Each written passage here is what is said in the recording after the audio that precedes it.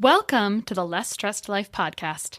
This is your host, Krista Bigler, private practice integrative nutritionist, helping people across the U.S. reverse digestive issues, eczema, and autoimmunity via phone and video consult. To learn more, visit lessstressednutrition.com. Now, on to the show.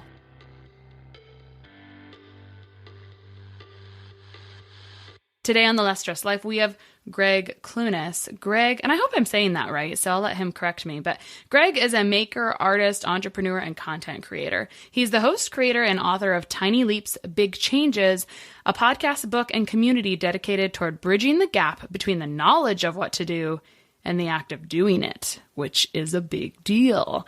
That was like me this morning. I know I shouldn't be doing this, but I am anyway. His company, Tiny Ventures, focuses on creating practical solutions for business and personal improvement. Welcome to the show, Gregg. Thank you so much for having me. First of all, you are saying it right, which is rare, so thank you. And second, let me just say to those of you listening, you didn't get to hear the pre-chat, but you are in the right place listening to this show because the amount of energy that Krista brings to the table is mind-blowing. Like, I'm having a hard time keeping up. So I'm honored to be here and bringing some value to the audience and getting to have a conversation with you, Krista. Oh, that's so sweet. I think it's the standing up. The standing desk really helps, my friend. So, all right. So part of the reason we have, this is going to sound a little cheesy. Part of the reason Gregg is on the show is because his voice is a warm hug. So if nothing else, and you guys know when you're listening to an audio show, if you can't stand someone's voice, then it doesn't really matter the content, right? So Gregg is awesome because his voice is a warm hug. He delivers these short little snippets and shows. And I mean, that's really the premise of his brand, right? Tiny Leaps, Big Changes. And so, you know, the whole thought of this, like the bridging, I have to repeat this. You're dedicated to bridging the gap between knowledge of what to do and act of doing it. Now that's a hard quest, my friend. Like that is yeah. Accountability. That's like, that stuff doesn't die. It's not like you get good at that and you stay on the horse and then you're never good at it again. Or, I mean, you never need help with it again. Is that correct? Like people need help with this all the time. Yeah, it's fascinating because ultimately this whole thing, both the podcast, the book, this journey that I'm on, started because I am fascinated by human behavior. Like I'm fascinated by what drives behavior, the external factors that end up having an effect on what we do on a day-to-day basis, as well as the internal factors. And as I've been in this space and creating content around creating change in your life, I started to realize that knowledge wasn't the issue. Like we know what to do, or we can very quickly find it. The problem is acting on it. And then when you start to ask that question of, well, why aren't we acting on it? There is accountability, and that's a major piece. There is sometimes a knowledge gap, and that can be a problem. But most often, it's all of these tiny little things, both in our own biology and psychology and physiology, and externally with the larger economy and what state that's in, and the way you were raised and the environment you were in, and the content you consumed when you were 5. Like there are all of these very small things that are almost invisible that affect the way you act on a day-to-day behavior. And so, if we can start to understand a little bit more about that, then we can create a plan for it, as opposed to operating blindly and then trying to beat our head against a wall to get ourselves to do something when we really don't understand why it is that we're not doing it. Exactly. So I would love to know, when this started, but I need to tag on to one thing you said already, the content you consumed when you were 5. So I just finished this book because it was only 3 hours on Audible called The Biology of Belief. Maybe you've heard of it. And basically, I have not actually. Okay, so you would enjoy it. At the end, so the first half is cell biology. It's by a cell biologist, and he also is a good speaker. So it's the first half is cell biology, and then he basically bridges how energy does affect health. Like you cannot deny it based on cell biology and quantum physics, essentially. And so he makes that kind of easy to understand. And then at the end, even though it has nothing to do with parenting, I feel like this book had the biggest impact in parenting already. And it essentially made me feel like, oh, I'm sorry, I missed the boat on that. He described the types of brain waves you're in from a small age to like as you grow.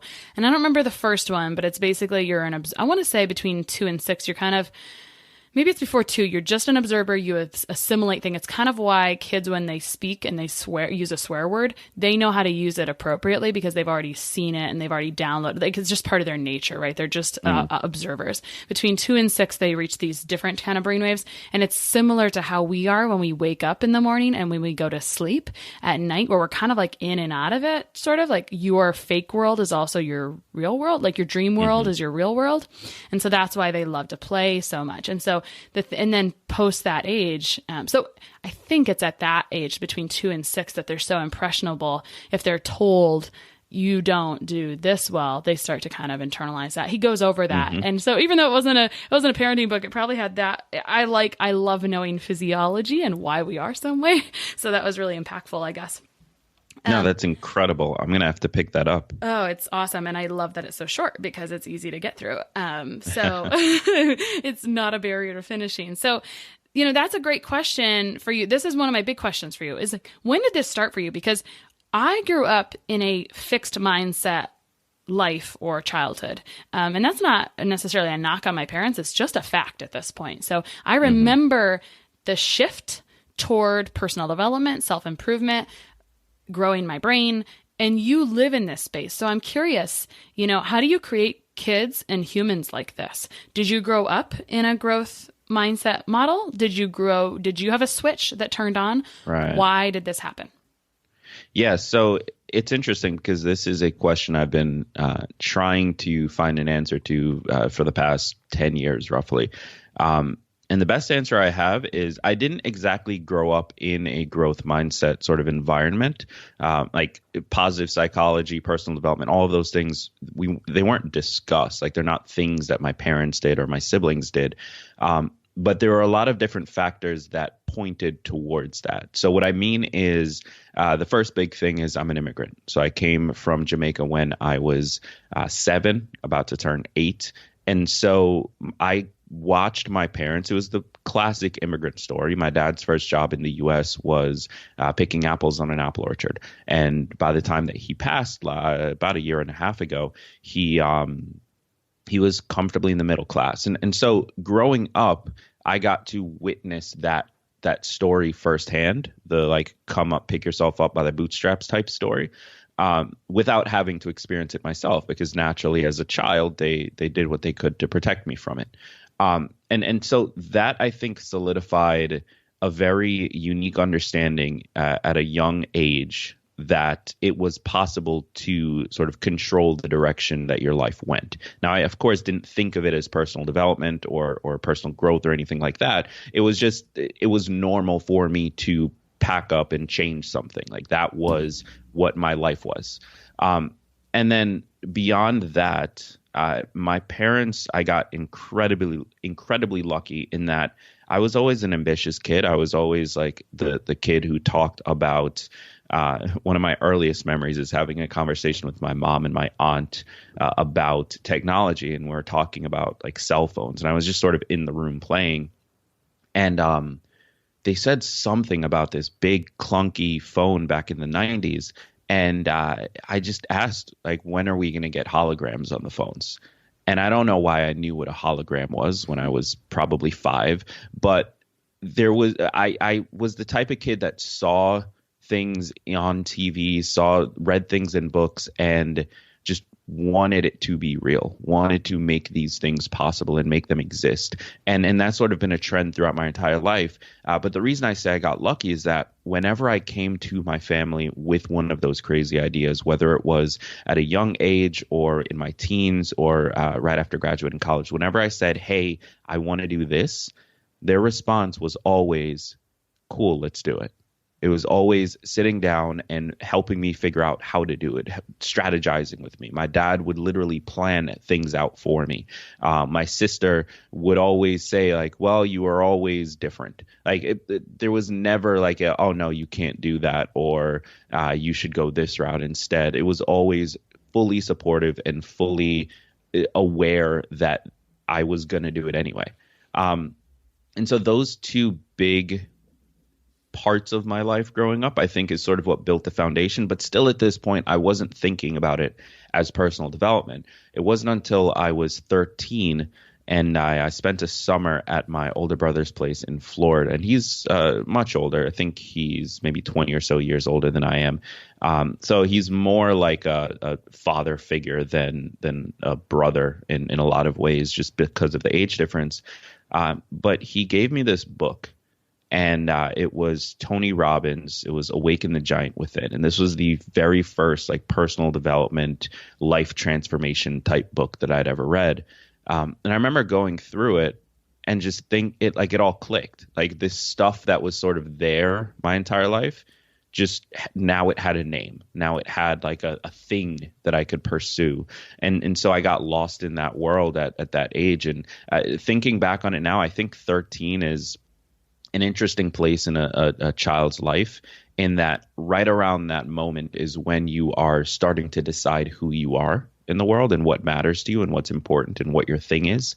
And you're sort of choosing your favorite bands and your favorite this, and this. And I think because I found that book, or my brother gave me that book in that sort of particular moment in my life, it sort of created the narrative for the rest of it so far, which has been I'm 26 going on 27 now. So roughly 14 years. Nice. I love how you painted that 13 is that age. And I love that your brother thought you were mature enough to receive a Tony Robbins book at age 13. I didn't get that wrong. That's how it went down, right?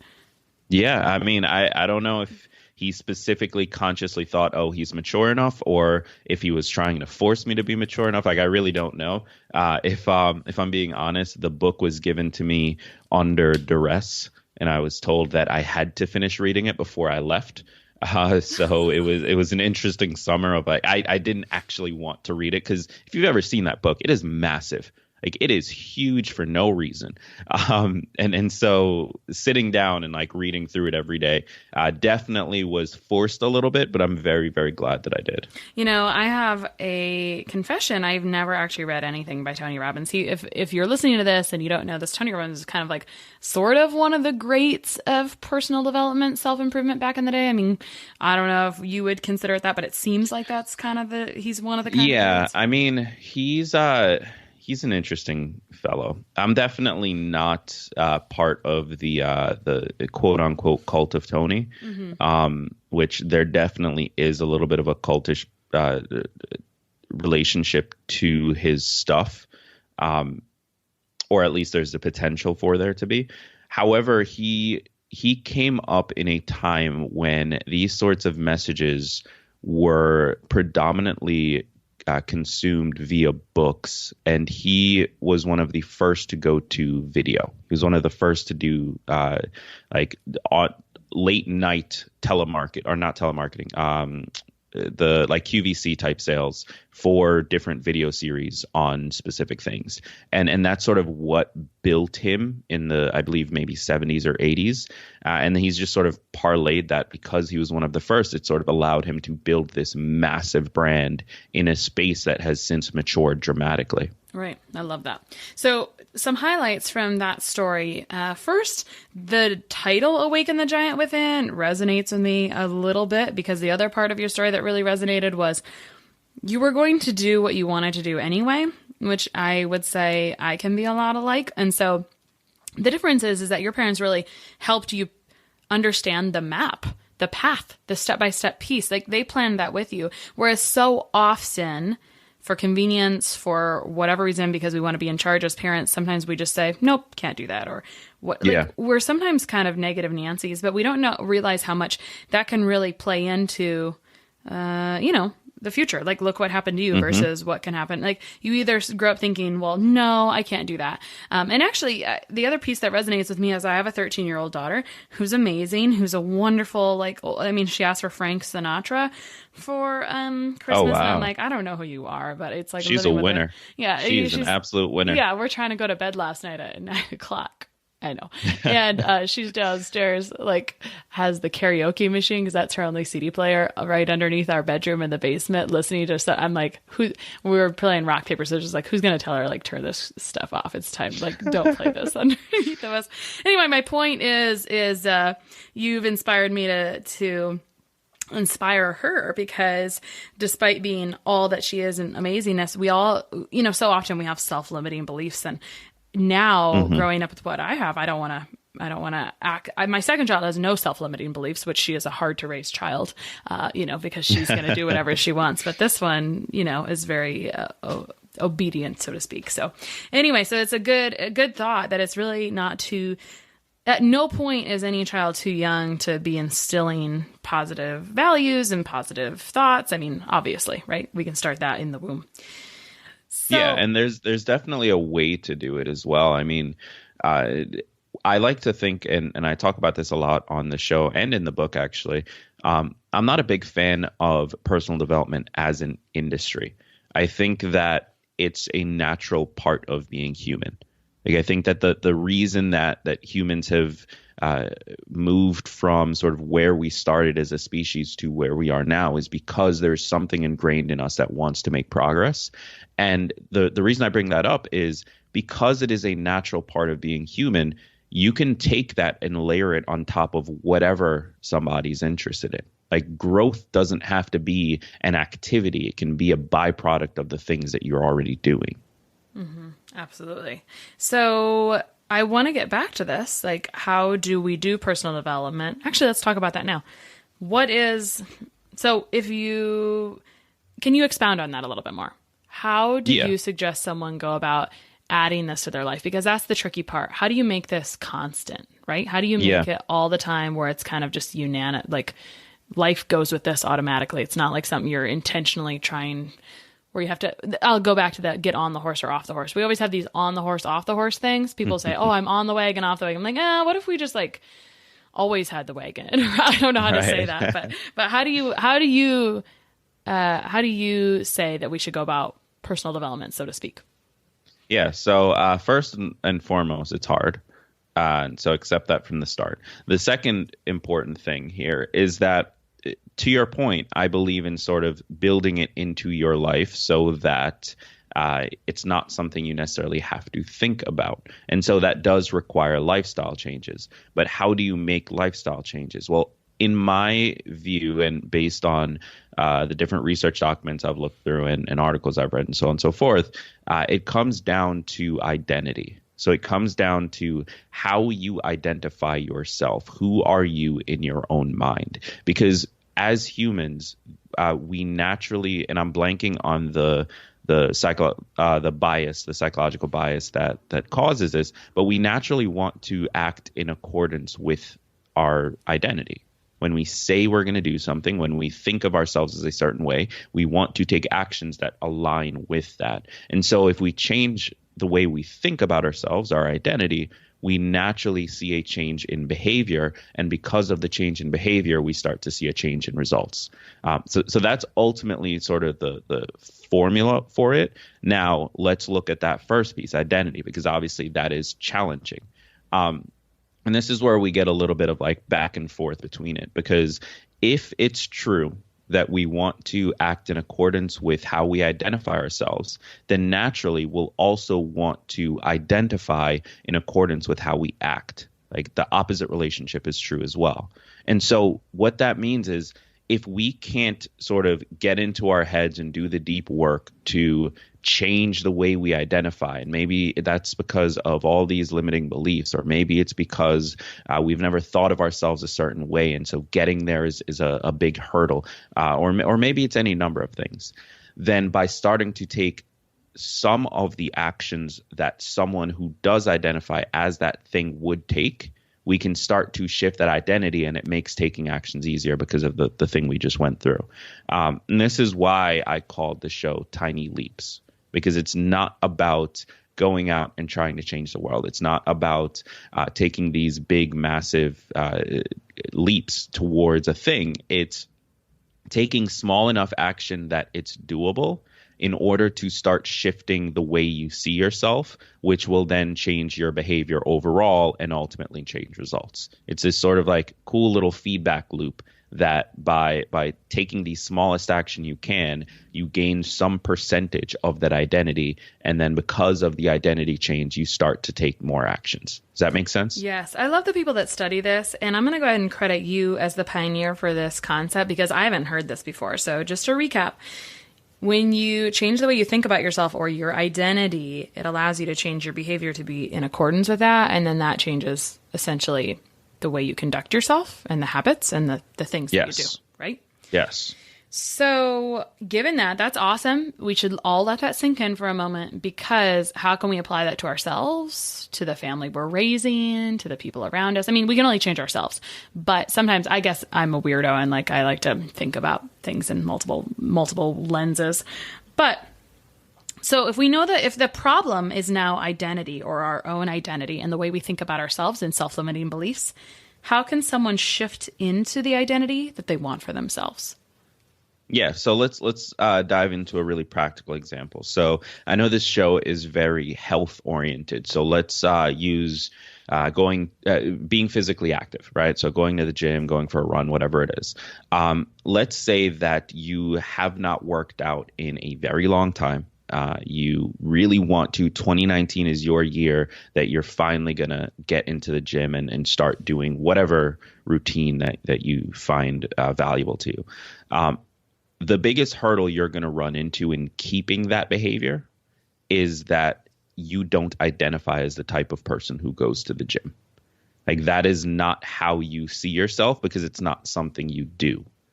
And so in order to start shifting that, the very first thing you can do is the smallest activity. Now, this is going to be variable based on your life. So maybe you only have 5 minutes a day because you have 5 kids and you're a single father and you are working 3 jobs. Like whatever your situation, like maybe you legitimately only have 5 minutes. So if that's the case, you have to pick something smaller than somebody who might have an hour. And so your first task may not be signing up for a gym membership and going to the gym. Your first task might be doing a single push-up. But by taking that small action and doing it repetitively over time, you eventually start to adopt the identity of someone who works out. And because you've done that, it makes it easier when you then decide, okay, I want to wake up an hour earlier so I can find that time to go to the gym. Like all of those bigger activities are reinforced by the way you see yourself. I love it. Can you give us another example? That was fun. Yeah, sure. So, I'll give you one from my own life. So I am historically not great at managing finances. It's something that I work pretty hard on, but definitely growing up, I wasn't great at it. And now it's something I'm trying to sort of shift my identity around. And so what I've had to do for myself, the smallest thing that I could do, I started doing about a year and a half ago, was just logging into my bank accounts every single day. So I didn't worry about changing my spending. I didn't worry about budgeting or any of those things. Not right then. I just focused on logging into my accounts and then logging out. That was it. Eventually, what that did was it got me into the mindset of the type of person who manages their money. And then that then allowed me to start creating a budget without having to worry about the hurdle of, well, I'm not good at managing money. Because now I'm more in that mindset. And so when I sit down to create the budget, it doesn't seem foreign to me to do that. And then after that, it allowed me to start tracking my spending more. Then after that, it allowed me to every single month at the beginning of the month, plan out the entire month of expenses. And now I'm in this stage where I still wouldn't call myself amazing at it, but I'm doing far better than I was 2 years ago. Okay. How about if we want to start a writing habit? What would you say to do first? So with a writing habit, I would say that whatever the smallest activity you can manage is, that could be as basic. And I keep driving this point home because I want to make sure it's crystal clear. If you can only write a single word every day, write a single word. Like it's going to seem stupid and it's going to seem silly and you're going to think, why am I even bothering? But the point is to open the journal or open the notebook or open the WordPad or whatever it is and just write. Like ultimately, if you want to be a writer, you need to write. That is what a writer does. That is the identity that they have for themselves. And so if you're writing one letter, you're still writing. And ultimately that's going to get you to the point where now you're writing 2 letters. And it might take you, this is something I say a lot on the show, change might take you 20 years. It might take you 20 years to finally write that novel, or to finally start blogging regularly. Like, it might take a while. And you have to be okay with that, because ultimately that time is going to pass anyway. Like 20 years is going to happen whether you're working towards this goal or not. So you might as well just work towards the goal. Mm-hmm. I love it. There's so many times we make things too big. I always say this. We make things too big all the time, and it becomes a big hurdle, a big barrier. And so, I recently was working on a writing habit, and because anyway, I would say I'm going to open up Evernote, in my digital notebook, and do that. And so sometimes that's the barrier of I have to move from this space to that space and have a charger and all those things, right? Like, so all of a sudden we snowball. Same with working out. Like, oh, well, I don't have enough time to do this, or I'm not dressed appropriately, or whatever. But you don't need to be dressed any really certain way to do a single push-up, right? Right. And so actually I want to piggyback on that really quickly. And there's this sort of other piece that I'm so glad you brought this up, because I want to make sure I state it. There is value when you're sort of trying to gain that identity to removing friction. So, for example, just another example from my own life, in my business, I want to do more video in 2019.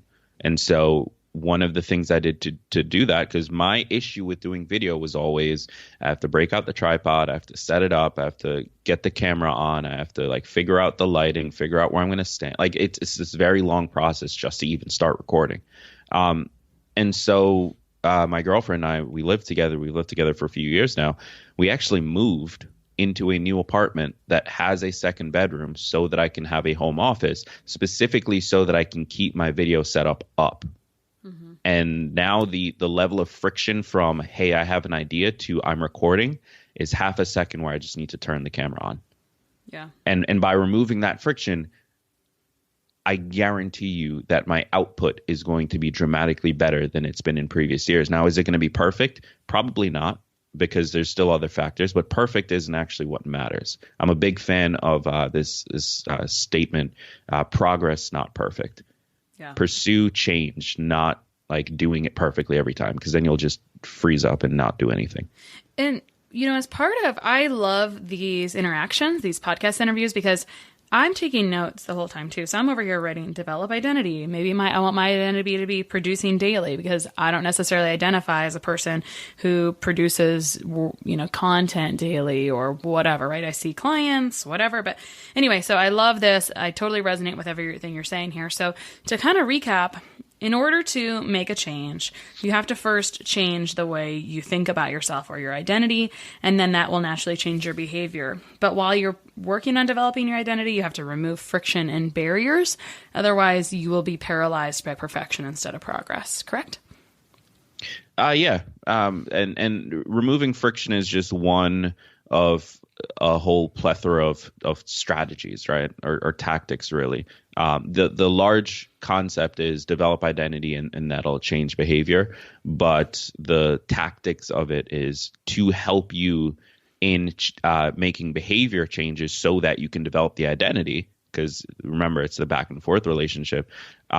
Removing friction can allow you to sort of take the action easier, so that you can do it long enough to gain the identity, and then it becomes easier and easier. I love it. How long before you reassess how you're doing, right? Because you sort of need to assess progress versus, do I need to refocus or re-aim or reshoot? Tell us about that piece. Yeah, so this is highly individual. For me, it's very quick, but that's also because one of my biggest flaws is I lack patience. And so I tend to test things very rapidly and make a decision on whether or not I'm going to commit to it within a few days. Whereas other people work better when they spend a solid month on something and then sort of analyze. And so this obviously relates to business or my personal life. When I am starting a new fitness routine, I will make a decision that first week if it's something I'm going to keep doing, as opposed to somebody else might do it for a full month and sort of feel it out, right? So it's highly, highly personal, just sort of based on the way you work. The one thing I would push everyone to do, though, whether you are the type who wants to sit on something and feel it out, or you're like me, just sort of rapid fire, I would highly recommend that ultimately you need to get data, because data is the thing that allows us to make accurate decisions. And most of us, when we think of our businesses or our jobs, like we're sort of analyzing data all day long. Like, how did we perform? Were we productive? Were we not? How are sales numbers this month? So on and so forth. But we never apply that to our own lives. We never track the things that we say matter to us. We never track how we actually spent that month. We never track whether or not we went to the gym and these sorts of things. And so in your process of feeling things out and deciding whether or not you should switch gears, make sure you are collecting data the entire time so that you can make an actual decision and not just a guess. Yeah, I dig it. Gregg, do you go through all of this in Tiny Leaps, Big Changes? Yeah, so I talk about a lot of this there. It's so funny. So I graduated with an art degree. And one of the things I learned in art school is that, or at least for me, the piece never looks like the piece until like the last two brush strokes. And so when a lot of the work of getting it there is just figuring out what this piece is going to be. And so when I started writing the book, I had a general idea of sort of what I thought it should be and sort of the direction that I thought it should go.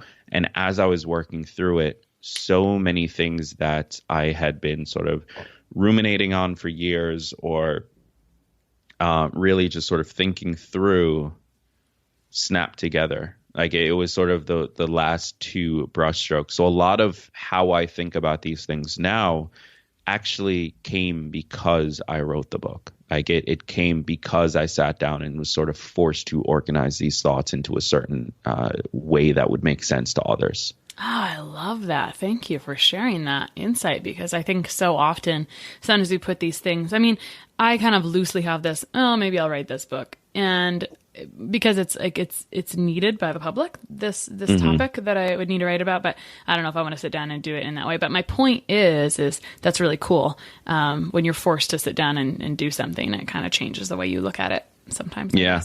I like it. Gregg, if you had to give your gut reaction on, let's say someone's just has a hell of a time following through, fixing problems, they set goals and don't make movement in those, or they have a lot of self-limiting beliefs. Like, what's your gut reaction? What do you tell this person first to get started today? I would say that the number one thing you can do for yourself is to get crystal clear on what it is you want.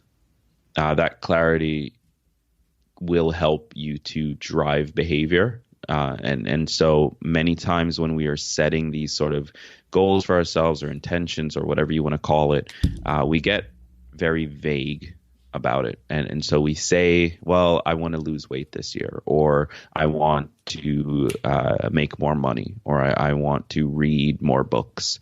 But we never specifically define those things as I want to read 30 books this year, or I want to increase my overall revenue by $1,000 a month, or I want to lose 22.5 pounds. Like, get as specific as you can. And that work of getting clear and getting specific, that's a big part of what helps you to sort of own the goal and develop the identity around it. And you're not going to gain the entire identity, but you'll gain some percentage of it, and it'll make it easier to start acting on, which is the step after that. So the first thing I would always do is just sit down and get crystal clear on what that thing is. Make it measurable. If you don't have measurable, you can't compare the data to the, current data to the future data. So cool. Gregg, where can people find you online? Yeah, so the best place is my website, which is www.greggclunis.com. That's GreggClunis. And that's sort of the hub for everything. However, you can also find me on Instagram. And that's just at Gregg Clunis. I respond to every single DM I get. So if you want to keep the conversation going, just give me a follow, send me a DM, and let's talk. Cool. That's very, very giving of you. Finally, Gregg, favorite podcast app. Hey, fellow podcaster over here, you can go over to Gregg's podcast, Tiny Leaps. And yeah, I mean, I just have to ask because last year Apple changed the podcast app and I'm like, I can't find anything anymore. And I found a new one the other day that I like. Just curious what you like. So I'm curious what you found.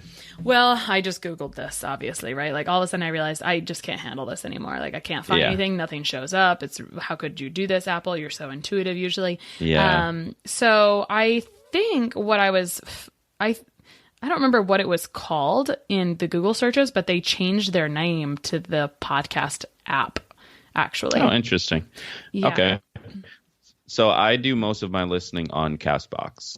I'm not positive if it's my favorite, but about a year ago, I switched from an Apple device to an Android device, and I was not a fan of most of the Android tools. So Castbox ended up winning out. Yeah, cool. I actually forgot a really important question midway through our conversation. Actually, at the beginning of our conversation, you said you're an immigrant from Jamaica. I'm always really impressed by all the immigrants. Well, not all, but like the handful of immigrants I've had the opportunity to interview. They're always amazing interviews too, by the way. I'm sure it's coincidental, but as I think about it, I think of that. And there's never an accent Romanian. And I was going to say, hey, can we just finish? Can we actually do the rest of the interview in your Jamaican accent if you can pull it from the depths of your 6-year-old self? Yeah, so fun fact, I have no idea whether or not I ever had an accent because my memory of it and what I was told growing up was, so in Jamaica at the time, you couldn't speak in schools with an accent because Jamaica was colonized by the Great Britain. And they gained their freedom in the 60s, but a lot of the like rules and stuff were sort of left over. So you couldn't speak with it in schools. And my understanding was that growing up, my family, my parents sort of wouldn't allow people to speak with it in front of me because they didn't necessarily want me to pick it up. However, I've since received competing data with that information. 3 of my cousins have come out saying that I did used to have an accent. I just have zero memory of it. So it's an interesting journey to discover whether or not young Gregg ever spoke with an accent. But it is thankfully something that because I've been around it my entire life, like I obviously understand it perfectly. And even when you get closer to it being a language rather than just an accent where we have words that have no translation, like that stuff, it comes pretty naturally. So I like to say that I am not necessarily bilingual, but if you count it as half a language, then I've got 1.5. I love it. And I saw that you and your girlfriend recently went to Jamaica. I don't know how often you visited Jamaica. Do you have any trips suggestions for people visiting Jamaica? And I wish you would just like pull out a like your best impression of a Jamaican accent. It would make me really happy here at the end, Gregg. I'll save you and the listeners from that. Okay. As far as recommendations, I would say that, I mean, wherever you are going, there's a lot of great like resort areas, but Jamaica is, as much as I love the country and I love the fact that I'm from there, it's more dangerous than I think people realize. Because it's sort of thought of as a tourist spot. So I wouldn't necessarily give advice as far as where to go because it's all great. Just be more careful than you probably think you should be. All right, cool. That's reasonable advice. All right, Gregg, I enjoyed our conversation. Sorry for getting off track here at the end. I'm just not a problem. Wanderlust and obsessed with accents and whatever. So I love this. This show will probably be titled How to Follow Through and Fix Yourself or Fix Your Problems. So I really enjoyed it and hope to talk to you again. Thank you so much for having me. This was an absolute honor, and I hope that somebody out there listening got something out of it. I know that they will. All right, talk to you soon. One of the best gifts you could give us at the Less Stress Life is your feedback. We are paid in podcast reviews. If you enjoyed this or any other episode, please leave us a review. In the iTunes store or from your podcast app, just search for Less Stress Life as if you're not already subscribed. Click on the banana face image, scroll to the bottom where it shows the text of other reviews, and write a review. While you're there, hey, make sure you hit subscribe. For Android or Stitcher users, you gotta go to the desktop site and search for Less Stress Life, and then scroll down to leave a review. Stitcher doesn't load Apple reviews on their site, so if you want, you can leave a review in both places. Your feedback means a lot to the success of the show. Thanks so much for taking the time to do that. You rock.